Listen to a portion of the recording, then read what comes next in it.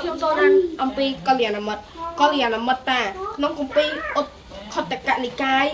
ខត្តកបាថៈមង្គលសូត្រព្រះមានព្រះភិក្ខទ្រង់ត្រាស់សម្ដែងអំពីមង្គលសិរីសួស្ដីរបស់សត្វលោកមាន10គាថាបើរាប់ជាមេតិកាមាន38ប្រការក្នុងបណ្ដាមង្គលទាំង38នោះមេតិកាដំបូងព្រះមានព្រះភិក្ខជាម្ចាស់ទ្រង់ដល់ទៅលើការសាគុំជាសំខាន់ដោយមេតិកាទី1ព្រះអង្គទ្រង់ហាម5មិនឲ្យសាទគប់បុគ្គលអាពាហ៍និងមេតិកាទី2ទ្រង់បង្គាប់ឲ្យសាទគប់បុគ្គលដែលជាបណ្ឌិតការសាទគប់មិត្តមិនមែនគ្រាន់តែដើម្បីឲ្យបានគ្នាប៉ុណ្ណោះទេគឺដើម្បីមានប្រយោជន៍សុខទាំងសងខាងដូច្នេះត្រូវតែមានការកាត់គូឲ្យបានល្អិតល្អន់ទៅប្រសើរដើម្បីធ្វើខ្លួនឲ្យជាអ្នកមានកល្យាណមិត្តក៏